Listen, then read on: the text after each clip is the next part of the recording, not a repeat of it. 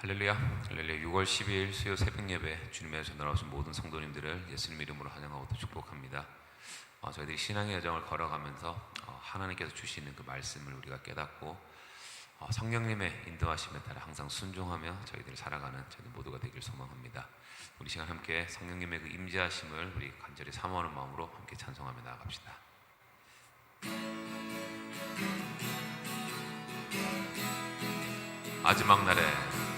마지막 날에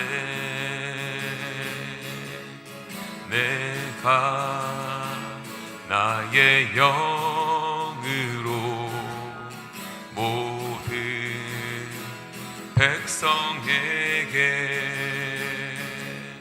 부어 주리라.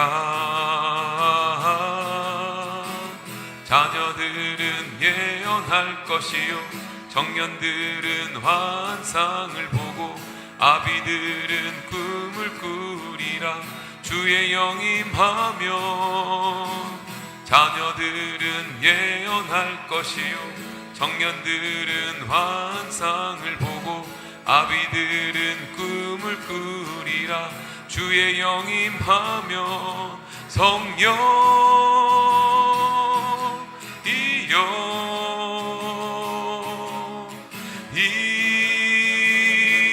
임하소서. 성령이여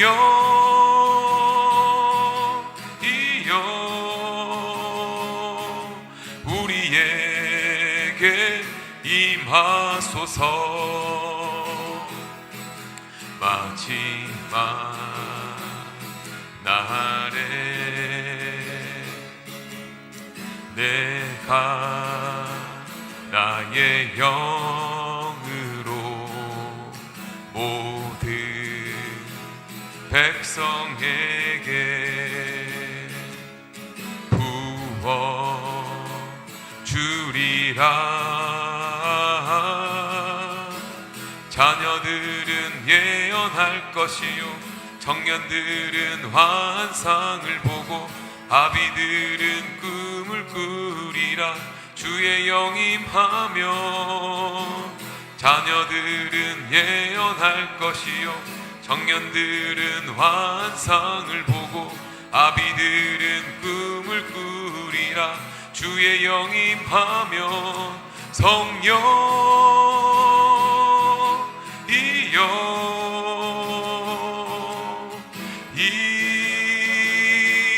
임하소서. 성령이여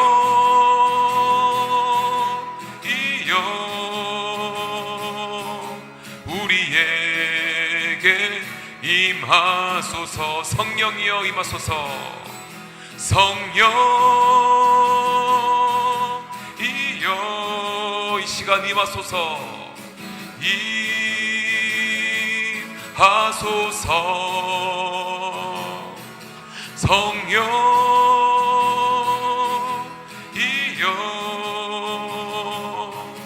우리에게 임하소서.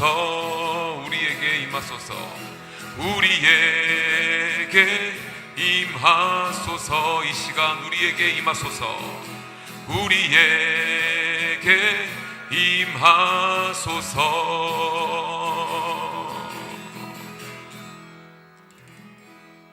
아멘. 은혜가 풍성하신 아버지 하나님, 오늘도 이른 새벽부터 주님 앞에 나와 경배하는 주의 백성들에게 하나님의 의와 거룩과 평강이 넘쳐지기를 간절히 소원하오며, 오늘도 기도 올릴 때에 응답받는 기쁨으로 채워지는 귀한 은혜를 더하여 주시기를 원합니다.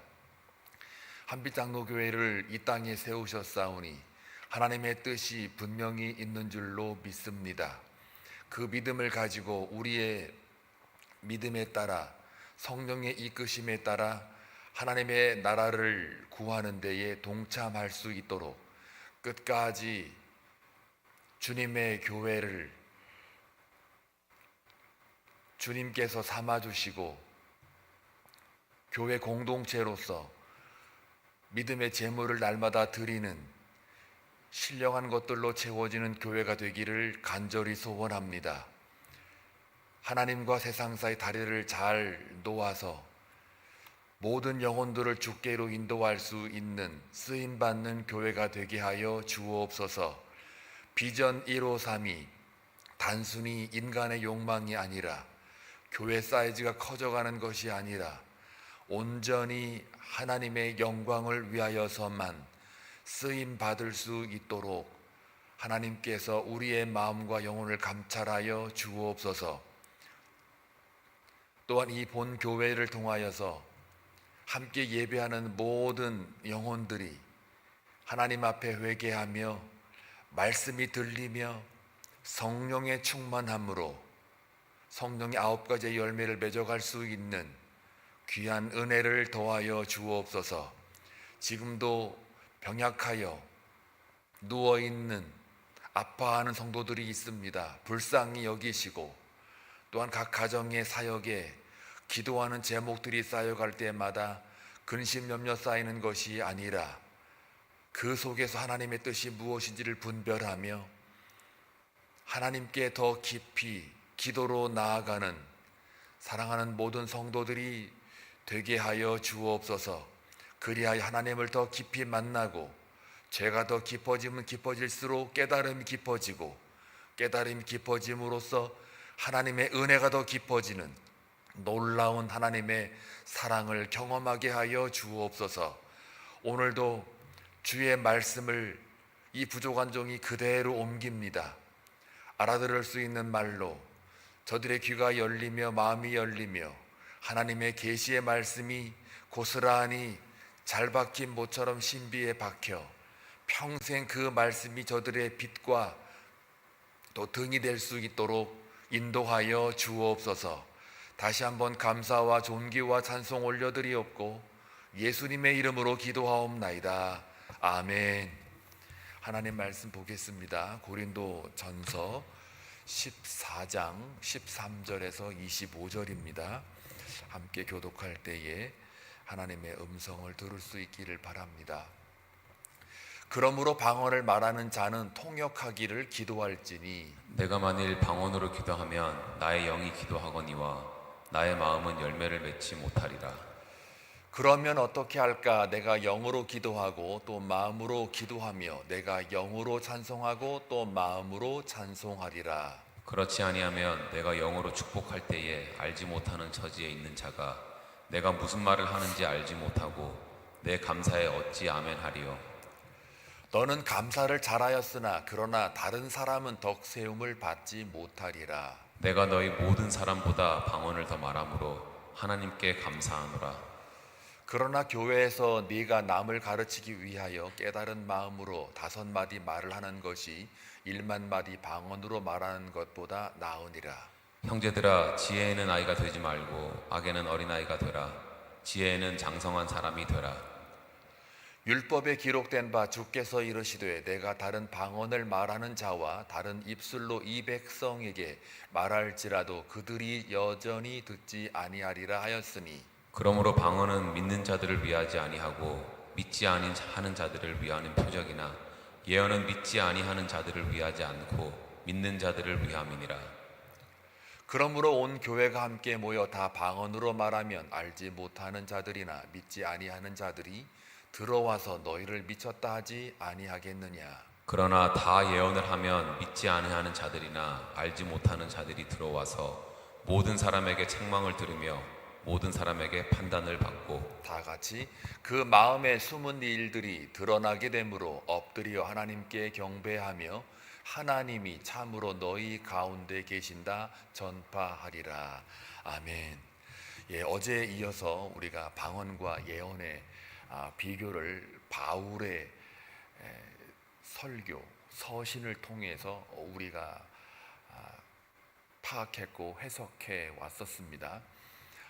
방언과 예언을 비교한다는 그 문장 속에는 무엇이 높고 낮고의 기준이 아니고, 그러니까 서열의 문제가 아니고 다 같이 성령의 은사라는 것을 여러분들이 꼭 염두에 두시기 바랍니다.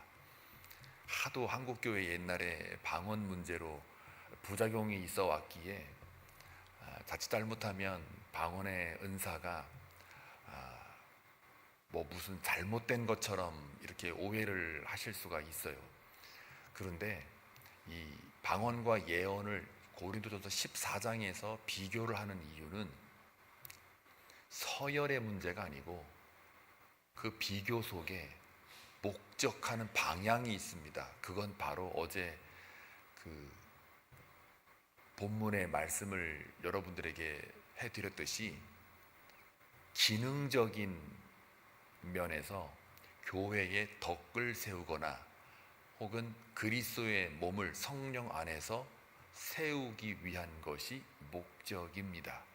그래서 방언과 예언을 비교해서 결국은 모든 성령의 은사들을 사모하며, 즉 사모하되 그 대전제가 있었죠. 사랑을 추구하라는 거예요. 사랑을 추구. 이 사랑이라는 말 속에는 또 뭐가 있냐면 십자가의 사랑을 말해요. 그러니 십자가의 사랑 속에는 오래 참고 인내하고 무례히 행치 아니하고 또 자기 유익을 굳지 아니하고 그런 것들이잖아요. 그런 것들을 위해서 성령의 은사를 사모해라. 그리고 그 안에 여러 가지 은사들을 이제 말하지만 특별히 교회의 덕과 그리스도의 몸을 세우기 위해서는 지금 너희들 고린도 교회의 문제가 무엇이냐 하고 짚어가면서 방언과 예언을 비교해서 그리스도의 몸을 세우고자 바울이 고린도전서 14장을 통해서 우리에게 이야기를 하고 있는 겁니다. 그러므로 여러분들이 이제 어제 본문에 그 말씀드린 바와 같이 그걸 잘 한 번 더 들어보시고 그 다음에 그걸 이어서 13절을 다시 들어가야 됩니다. 자, 13절을 또 한번 보실래요? 그러므로 방언을 말하는 자는 통역하기를 기도할지니. 여기서 보면은 그러므로가 나오잖아요. 이제 12절까지 설명이 여러분이 일단 이해가 됐다고 전제를 하고, 그러므로 방언을 말하는 자는, 이게 바로 이 속에서 뭐가 있냐면 방언에 대하여 낮추는 말이 아니라, 그 말하는 말이 아니라 방언을 말하는 자는, 이 말은 이미 성령의 은사로 방언을 바울이 전제하고 있는 거예요. 그런데 이 방언이라는 거는 어제 말씀드린 바와 같이 개인의 덕을 위해서는 너무 좋습니다. 그 기도의 그 깊이로 들어가는 데 있어서는 방언이 저절로 들어갈 때 나오게 돼요. 그거는 이제 하나님이 각 사람에 따라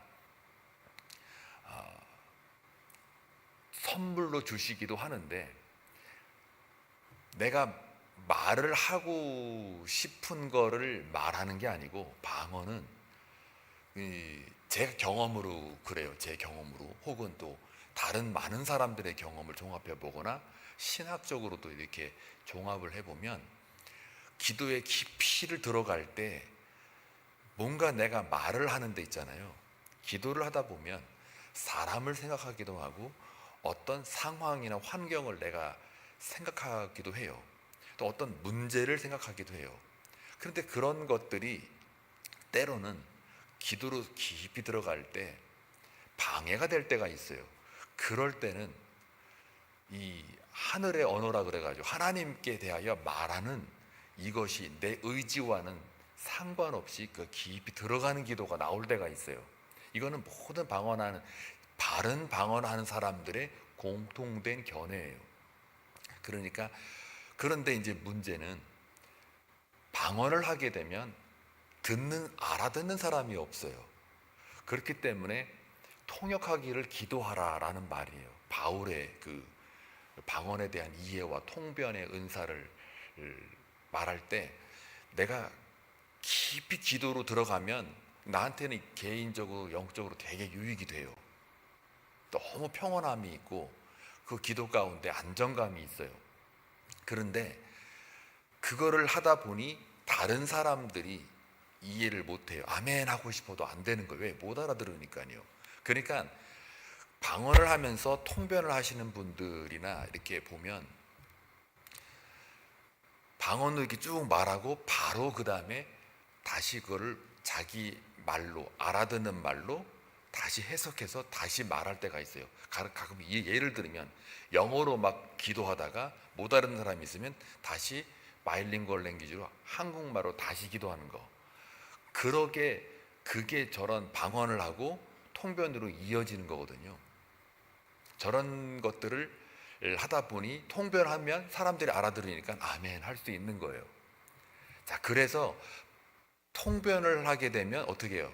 방언 기도가, 방언이 개인의 덕을 세우지만 결국은 교회의 덕을 세울 수 있다라는 관점이에요.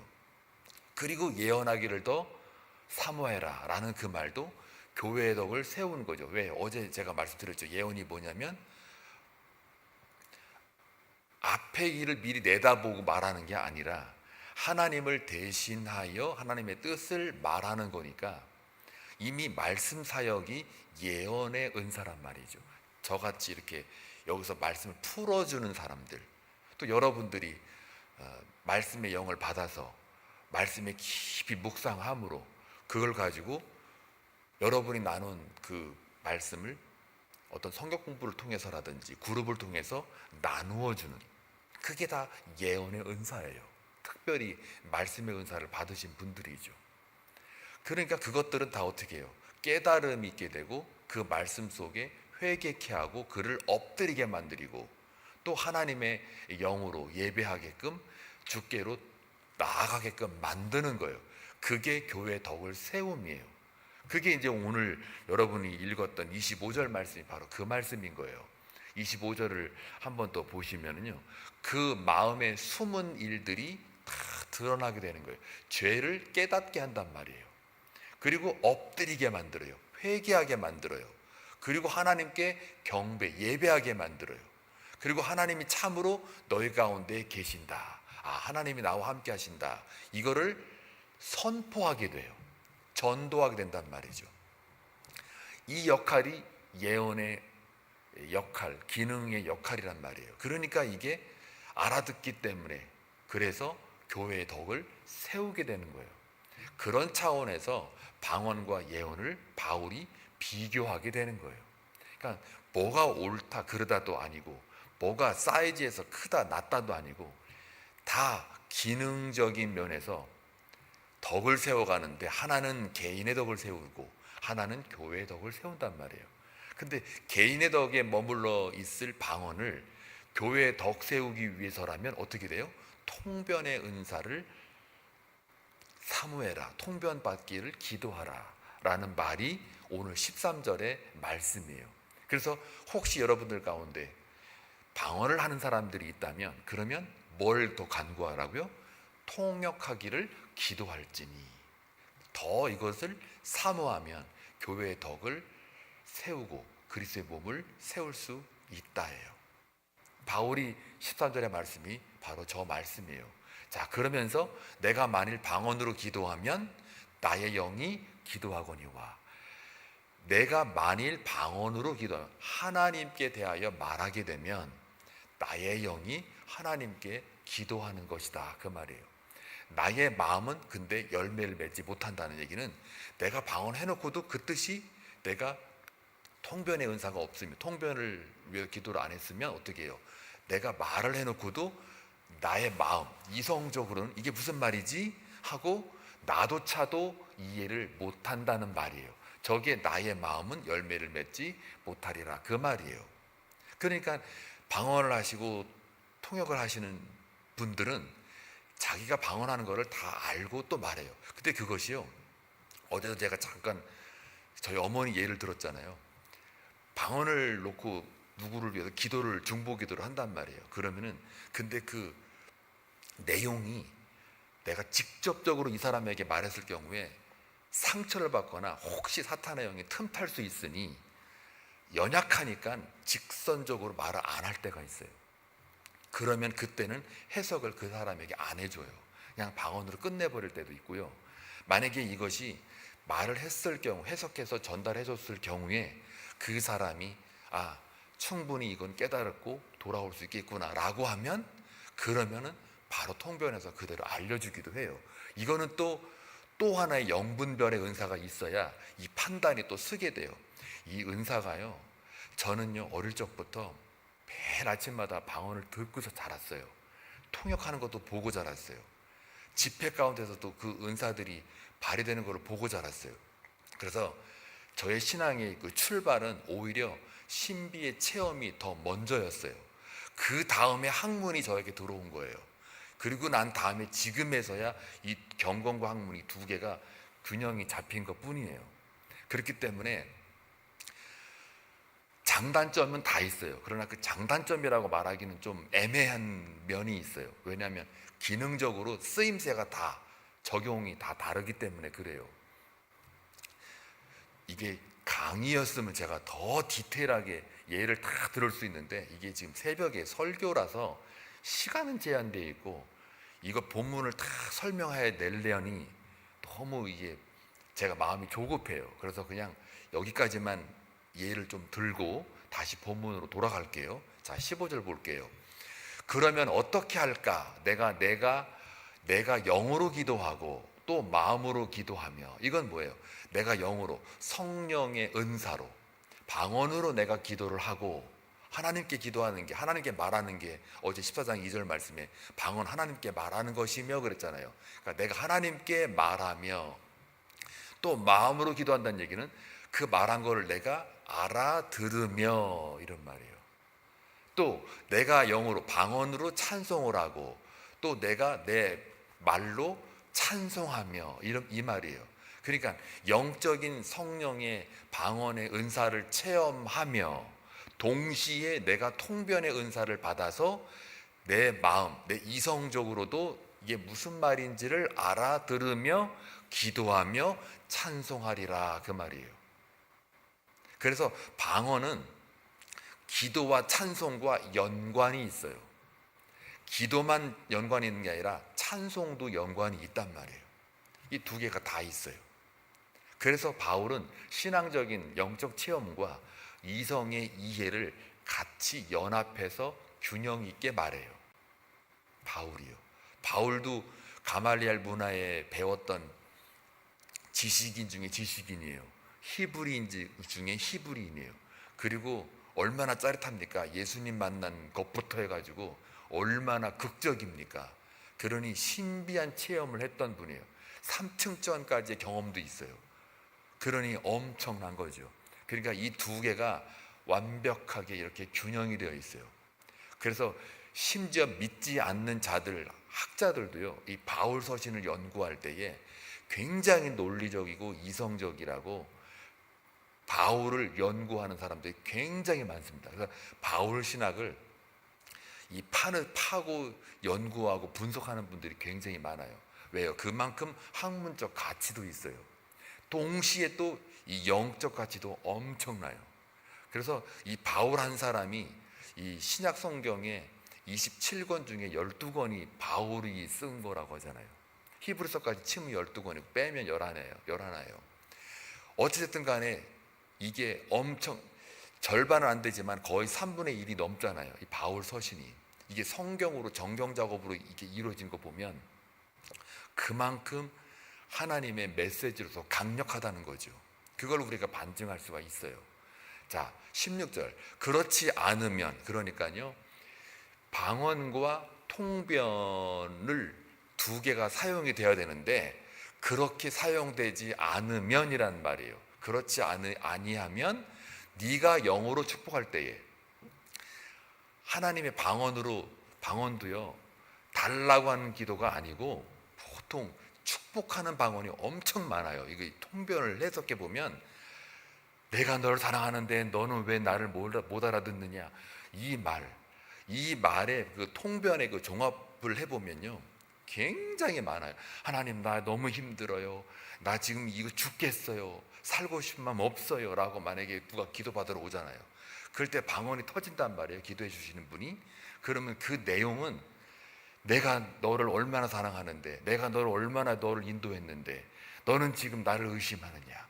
이 말이 방언으로 막 터져 나온다고요. 그러면 이제 처음에 못 알아듣다가 통변하시는 분이 지금 하나님이 이렇게 말하고 있어 하고 말을 하는 순간 그 영혼이 막 깨지는 걸 많이 봤어요. 그리고 그 하나님 사랑을 누려요. 깨닫게 돼요. 강력합니다. 그거는 막 설명하고 설득하고 막 아이고 위로하고 이거보다도 어떨 때는요 그게 강력해요. 저는 그걸 보고 자랐어요. 많이 봤어요. 저희 집에 오늘 설교도 어머니가 듣고 계실 거예요. 이 거짓말이 아니라는 걸 제가 증명합니다. 아침에 제가 봤던 거는 뭐냐면 항상 아침 9시만 되면요 띵동 띵동 띵동 해요. 그러면 뭐냐 이게 보면은 사람들이 이렇게 몰려온다고요. 그리고 병원에 가면 꼭 응접실에 거실에 쭉 앉아 있어요. 그러면 다 뭐냐? 다 아는 사람들이냐? 그렇지 않아요. 다 개별적인 사람들이에요. 그리고 기도받으러 온 사람들이에요. 그때는 그 시대가 또 그랬어요. 지금은 안 그런데요. 그 시대가 그때는 은사가 막 한참 흘러갔던 시대였어요. 그 당시에는 부작용도 엄청 많죠. 근데 바른 은사의 활동은 또 다른 면이 있더라고요. 와가지고 기도를 받고 가요. 그러면 그때마다 그 성령의 역사를 저는 현장에서 많이 봤단 말이에요. 처음에 저도 엄청 의심하고 아이고 우리 어머니가 뭘 하냐. 병원에 가지. 아프면 병원에 가지. 왜 우리 집 오냐. 문제 있으면 상담가한테 가지. 왜 우리 집에 오냐. 이렇게 했던 사람이에요 제가. 근데 옆에서 이걸 보니 이걸 부정할 수가 없는 거예요. 부정할 수가 없어요. 그래도 제 믿음이 자라지를 않았어요. 왜요? 의심이 너무 많으니까 제가. 하다못해 철학과를 들어갔어요 제가. 그러니 얼마나 더 의심하겠어요. 다 따지고 논리적으로 안 맞으면 다 거부하고. 그래도 너무 힘드니까 교회를 제가 가는 걸 멈춰버렸어요. 멈췄다니까요. 교회를 안 갔다니까요. 말이 안 돼서. 그러던 저였어요. 그러니 하나님이 오늘 이 강단에 저를 세우는 걸 보면 참 대단한 분이에요. 대단한 분이에요. 위대한 하나님이에요. 그러니까 한 바퀴를 돌고 왔단 말이에요. 세계 종교를 다 돌고 왔어요 저는. 그래서 제가 종교에게도 가끔 설교 시간에 이렇게 하는 이유도 그냥 툭툭 튀어나오는 거예요. 그게 그만큼 그 갈등과 이 마음의 이 소용돌이는요 말할 수가 없어요. 무슨 두통 걸린 것 마냥 머리가 너무 아파요. 왜요? 하나님께 나아가고 싶은데 이 제동 걸리는 게 너무 많은 거예요. 말도 안 되는 어떤 비이성적인 신비의 세계가 나를 막 짓눌러 가지고 나는 이성으로 파고 들어가야 되는데 이 비이성적인 게 저를 계속 누르니까 너무 아픈 거예요. 마음이. 머리도 아프고. 그래서 공부도 안 되고요. 사람 만나는 것도 힘들고 무슨 신병 앓은 것 마냥 엄청 아팠어요. 힘들었다니까요. 그 급기야는 어머니 예수 믿지 말자 그랬어요. 중간에. 그러니까요. 이게 그런 걸 거치고 나서 지금 제가 이 말씀을 여러분께 풀어드리는 거니까요. 양쪽 양면성이 다 있는 거예요. 양면성이라는 게 나쁜 말이 아니라 이 경건과 학문 두 개가 다 여러분에게 이 균형으로 있어야 된다는 말을 제가 하고 싶은 거예요. 사도 바울이 그런 거예요. 그렇지 아니하면 네가 영으로 축복할 때 방언으로 막 축복을 해요. 교인들에게 예를 들어서 할 때 못 알아듣는단 말이에요. 사람들이 여기 보니까 알지 못하는 처지에 있는 자가 네가 무슨 말을 하는지 알지 못하고 네 감사에 어찌 아멘하리요. 못 알아듣는데 어떻게 아멘합니까? 그렇죠. 공중 예배 때도 방언으로 나올 때가 있어요. 그럼 막 기도를 해요. 그럼 사람들이 못 알아들어요. 그러니까 바로 통변을 다시 해요. 동시에 하고 난 다음에. 그럼 그때 아멘이에요. 그러니까 바울은 이걸 제가 지금 장황 설명하지만 딱 고울은 하나 있어요. 주님의 피값으로 산 교회를 세우기 위해요. 교회의 덕과 그리스도의 몸을 한 성령 안에서 나타내고자 함이에요. 이거를 갖다가 이걸 세우기 위해서 목표를 뚜렷하게 해놓고 그 다음에 기능적으로 막 설명하고 있는 거예요. 방언이 어떻고 예언이 어떻고. 그런데 방언하려면 교회 덕으로 가야 되니까 통변의 이야기를 하는 거예요. 그걸 놓고 기도하라라는 말이에요. 그걸 지금 바울이 참 간절한 마음으로, 하나님의 마음으로 지금 호소하고 있는 거예요. 네 감사, 너의 감사. 방언으로 기도하면 마음이 평안하거든요. 그리고 깊이 들어가거든요. 그거에 하나님께 감사를 해요. 우리가 기도할 때, 하나님, 내가 기도할 때 이렇게 평강이 주어집니다. 너무 감사해요. 그런데 그 감사에 대하여 다른 사람이 그걸 들었을 때 나도 그래요, 아멘, 이래야 되는데 거기까지가 한계인 거예요. 그래서 통변의 은사를 위해 기도하라는 말이에요. 그리고 17절 볼게요. 너는 감사를 잘하였으나 너의 신앙과 그 믿음의 안정은 좋았다, 이거예요. 잘하였으나 그러나 다른 사람은 덕세움을 받지 못하리라. 무슨 말인지 알겠죠? 이제 다 풀리죠, 하나씩. 내가 너희 모든 사람보다 방언을 더 말함으로 하나님께 감사하노라. 바울도 그랬다는 거예요. 바울도 니들이 방언하고 있냐? 방언 때문에 니들이 지금 서로 막 잘났다고 그러지? 나는 너희들보다 더 많이 방언했어. 그래서 나도 방언을 더 많이 말하기 때문에 늘 하나님께 나는 감사함으로 나아갔어 라는 말이에요. 그러니까 그 다음에 19절에 바울의 목표는 교회 덕세우기잖아요. 그러나 교회에서 네가 남을 가르치기 위하여 깨달은 마음으로 5마디 말을 하는 것이 1만마디 방언으로 말하는 것보다 낫다. 이게 꼭 방언이 열등하다, 예언이 우월하다 이런 차원이 아니고요. 자기 경험을 얘기하는 겁니다. 내가 방언으로 하나님께 나아가 감사함이 막 넘쳤는데, 그런데 내가 예언을, 하나님의 말씀을 풀어가지고 해석해서 사람들에게 줬더니, 야, 내가 너희들보다 방언을 더 많이 해도 이 5마디 그 마음으로 말을, 예언을 하는 것이 오히려 교회 덕 세우기에는, 사람들에게 아멘 아멘 아멘 하고 주께로 돌아오게 하기 위해서는 1만마디 방언보다 더 유익하구나 라는 것을 바울이 고백하는 거예요. 무슨 말인지 알죠? 그래서 형제들아, 지혜에는 아이가 되지 말고 악에는 어린아이가 되라. 지혜에는 장성한 마음이 되라. 이게 뭐냐면, 지혜라는 말은 wisdom이 아니에요.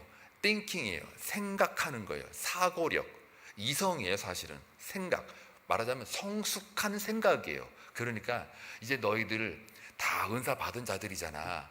하나님이 너희들을 교회로 삼으시고 성도로 부르셨으니 예수 그리스도의 피값으로 너희들을 산 몸이니까 너무 귀하잖아. 그러니 너희들이 은사를 받은 자는 또 뭐냐? 하나님이 널 사랑하고 교회를 덕을 세우기 위해서 주시는 은사잖아. 그러니 그 은사를 너희들이 받았으니 그 은사를 갖다가, 방언뿐만 아니에요. 방언, 예언, 영분별, 말씀, 기도의 은사, 뭐 치유의 은사, 통변 은사, 모든 은사들, 그 은사들을 다루는 데 있어서 생각하기를 아이가 되지 말고, 그 얘기는 자랑하거나 교만하거나 나 받았어, 너 못 받았지, 이렇게 하지 말란 말이에요. 아이가 되지 말고, 옛날 우리 어릴 때 니네 집에 뭐 있어? 우리 집에 금송아지 있어. 우리 아버지 부자야, 사장이야. 네 아버지는 뭐 하는 사람이야? 구멍가게 사장이잖아. 그거 사장이냐?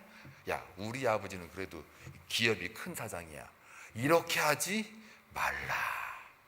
그러니까 아이가 어릴 때는 그렇게 얘기하잖아. 여러분 다 커가지고, 야, 네 아버지는 구멍가게 사장이고 우리 아버지는 기업체 사장이야. 게임이 하는데 같은 사장이 아니야. 이렇게 말하지 않잖아요.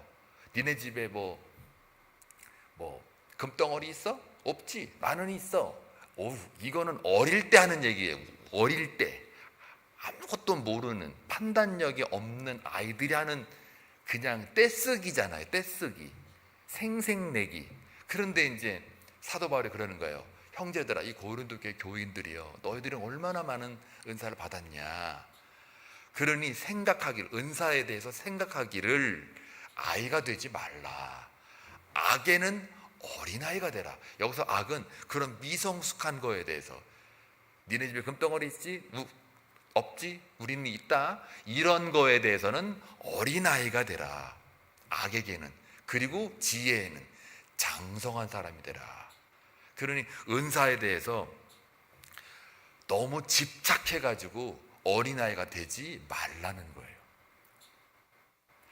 제가 언제 여러분 바이블 스터디 할 때 저 무지 많이 알죠? 아유 여러분 아직 멀었어. 나는 지금요 철학 공부했고요, 종교 공부했고요, 뭐 공부했고요. 이거 보니까요 당신 생각은 이 모양 저 모양이에요. 내가 한 게 맞아. 한번 볼래요? 문헌 볼래요? 이렇게 한 적 있어요 없어요? 제가 오히려 그걸 감추려고 얼마나 애를 쓰는 줄 아세요? 그래야 돼요.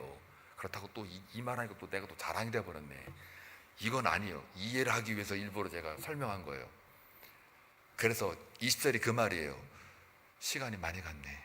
21절부터는 25절까지 얘기해야 되는데 21절 그냥 한번 그냥 줄여볼게요.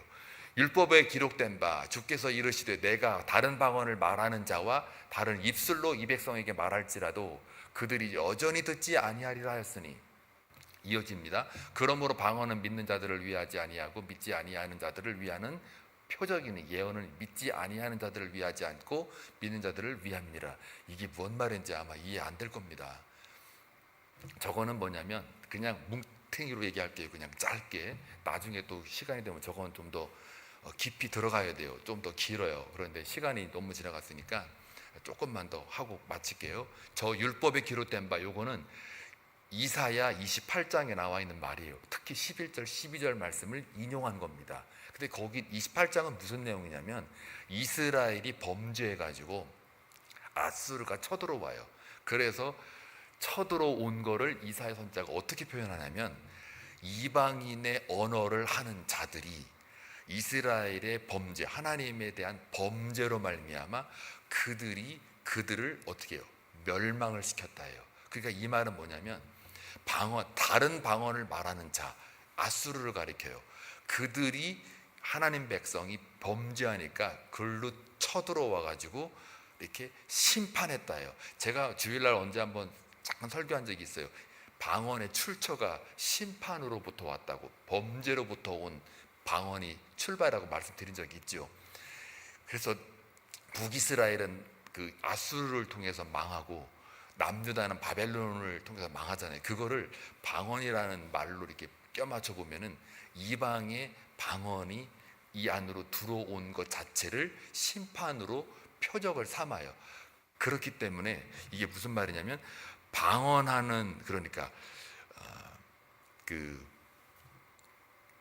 지금 고린도 교회의 교인들 너희들의 그 모습이 이방인들이 마침 쳐들어와서 방언하는 것과 같다라는 말이에요. 그러니까 너희들이 방언을 막 하는 그 모습에 자랑을 하고 교만을 하고 바울이 의도하는 그런 방언과 예언 사이에 이런 혼란함으로 교회가 분열이 되고 있으니까 마치 그 모습이 교회에 그 기울어가고 하는 모습이 마치 이방인의 언어가 이스라엘 공동체로 들어와서 망하게 하는 그 심판의 표적을 보는 것처럼 니들 고린도 교회의 그 모습이 성만찬부터 해서 음란한 것부터 해서 헬라 문화에 세속화된 것부터 해서 심지어 사람 때문에 분열된 것, 또 은사 받은 것 가지고도 분열하고 있는 그 모습이, 특히 방언을 해가지고 자기들끼리 막 잘났다 못났다 이런 모습들이 마치 구약에 기록된 바와 같이 니들의 범죄로 인하여 이방의 말이 이스라엘로 들어와 심판했던 것처럼 그 모습이 꼭 고린도 교회 니들의 모습이다라는 말이에요. 그래서 이게 불신자의 표적이라는 말을 하는 거예요. 요건 좀 더 설명이 더 필요해요. 자, 그러므로 22절 그러므로 방언은 믿는 자들을 위하지 아니하고 믿지 아니한 자들을 위하는 표적이니라는 말은 외부에서 온 다른 나라 아수를 상징하죠 라는 그 불신자의 표적처럼 심판을 상징한다라는 말이에요. 그 결론은 뭡니까? 교회 덕 세우지 않으면 그게 오히려 하나님의 심판이다라는 말이에요. 자, 그래서 23절에 보면은 그러므로 온 교회가 함께 모여 다 방언으로 말하면, 저 말도 뭐예요? 방언을 하라는 얘기예요. 방언하지 말라는 얘기 아니에요. 방언을 말하면 알지 못하는 자들이나 믿지 아니하는 자들이 들어와서 너희를 미쳤다 하지 아니하겠냐. 이 말이 뭐예요? 니들의 그 고린도 교회의 그 방언 때문에 막 어수선하고 혼란하고 서로 막 재고 잘난 체하고 교만하고 그런 모습들이 마치 아수르가 들어와 방언을 다른 방언을 말하는 자가 들어와 그 범죄에 대해 심판하는 것처럼 그 모습이 마치 어떻게 해요? 미친 모습, 하나님과 멀어진 모습, 그렇게 말하지 않겠느냐라는 말이에요. 성령의 은사는 다 교회의 연합과 일치와 그리스도의 몸을 세워가는, 교회 덕을 세워가는 모습인데, 그러지 못하는 것은 어떻게 된다고요? 마치 구약에 기록된 바와 같이 심판의 표적이다. 그걸 미쳤다라고 하는 거예요. 그러니까 우리 교회는 미친 교회가 되면 안 돼요. 우리는 늘 그리스도의 몸을 세우는 모든 은사가 다 모아져 가지고 이렇게 예수님만, 십자가만 딱 드러나야 돼요. 그때 성령, 그게 성령 충만한 거예요. 그게 우리는 그렇게 갑시다. 저는 그렇게 가도록 최선을 다하고 목숨을 걸 거예요. 그게 사명이니까요. 여러분의 사명이기도 해요. 그래서 그러나 다 예언을 하면 믿지 아니하는 자들이나 알지 못하는 자들이 들어와서 모든 사람에게 책망을 들으며 모든 사람에게 판단을 받고, 같은 말입니다. 맥락이.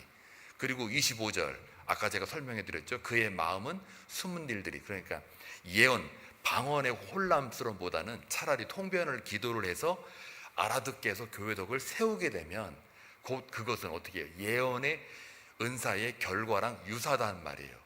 그렇게 예언의 말씀이 오히려 우리가 사모하게 되면, 말씀이 선포되면, 말씀 사역이 제대로 가면 우리 마음에 숨은 일들이 다 일어난다. 이거 죄가 다 드러나요. 그리고 엎드리게 되고 하나님께 경배하게 된다. 그래서 예언의 그 예언 자체가 결과가 뭐예요? 하나님께로 인도한다. 그러니 결론은 이제 다 잊어버려도 되고 좋아요. 결론은 뭡니까? 방언을 하든 예언을 하든 뭘 하든 간에 바울의 초점은, 하나님의 초점은 무엇일까요? 주의 몸된 교회예요. 주님의 몸된 교회, 주님의 몸이에요. 그 몸이 바르게 성령의 은사를 통하여 세워진 것만을 하나님이 원하시는 거예요. 거기에는 인간의 의와 자랑이 하나도 없어요. 그저 하나님의 의와 하나님의 평강과 거룩과 영광만 가득하게 채워지는 거예요. 그런 교회가 되어라 라는 바울을 통한 고린도 교회를 향한 하나님의 메시지예요. 그리고 우리 교회를 향하여 동일하게 하나님이 피값으로 산 한빛 장로 교회, 각 개인의 교회로서의 교회다. 그러니 너희들은 꼭 그리스도의 몸, 예수님 때문에 세워진 이 교회를 꼭 잘 세우도록 해라, 기도해라 라는 말이에요. 아멘. 그런 마음으로 오늘 살아내시길 주의 이름으로 축원합니다. 기도합니다. 고맙고 자비로우신 아버지 하나님, 바울 서신을 통해서, 특별히 고린도전서 14장 오늘 말씀을 통해서 하나님이 무엇을 가장 원하는지를 깨닫게 하시니 감사합니다. 방언이 좋으냐 예언이 좋으냐가 아니라 무엇이 교회를 세우는가임을 확인케 하시니 감사합니다. 개인의 덕을 넘어서 바로 통변을 위해 기도하라고 했던 그 하나님의 마음을 우리가 읽습니다. 교회의 덕을 세우고 또 예언을 사모하라고 했던 그 말씀, 마찬가지로 교회 덕을 세우는 오직 하나님의 마음은, 관심은 예수의 피값으로 사신 주의 몸 교회임을, 각 성도임을 확인케 하시니 감사합니다. 그 감사한 마음을 담아서 오늘도 각자 받은 은사와 은혜대로 살아낼 때에 하나님의 의와 거룩과 영광과 평강만 채워지는 귀한 하루의 삶이 되게 하여 주옵소서. 특별히 한빛 장로교회 성도들, 또 한빛 장로교회가 그렇게 하나님 보시기에 심히 보기 좋았더라 라고 하는 하나님으로부터의 칭찬을 들을 수 있는 교회가 되게 하여 주옵소서. 성경의 모든 은사를 사모하고 그 은사들을 선물로 받아서 교회의 덕을 세우고 그리스도의 몸을 세우기로 결단하는 한미 성도들이 다 되게 하옵소서. 예수님의 이름으로 기도하옵나이다. 아멘.